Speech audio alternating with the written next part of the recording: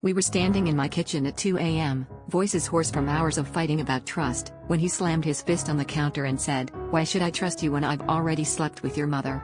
I laughed at first, thinking it was one of his low blows, but his eyes didn't flinch.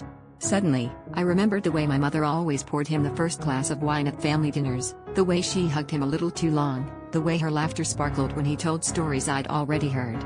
My stomach dropped, bile rising up as the puzzle pieces slid into place, and I realized I'd never been paranoid, I'd been blind.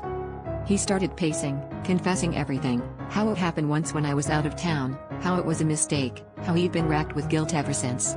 I could hear my own heartbeat thundering in my ears as I tried to process the fact that the two people I trusted most had betrayed me in the most cliché, soap opera way possible.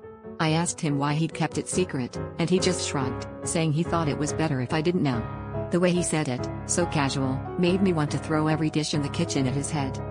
I stormed out of the apartment, dialing my mother on instinct, desperate for her to tell me it wasn't true. She answered on the second ring, her voice already trembling. She didn't deny it.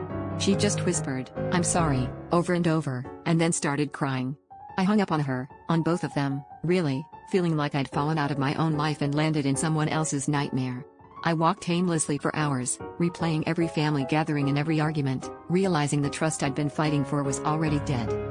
By sunrise, the anger had curdled into something darker. I wasn't just furious at them, I was furious at myself for all the times I'd ignored my instincts, for convincing myself that jealousy was uglier than suspicion. The worst part was knowing I'd always measured my own self-worth by how much I could forgive, how much I could overlook, just to keep the peace. But forgiveness wasn't strength, not when it meant erasing myself. The real betrayal wasn't what they'd done to me, it was what I'd let them do.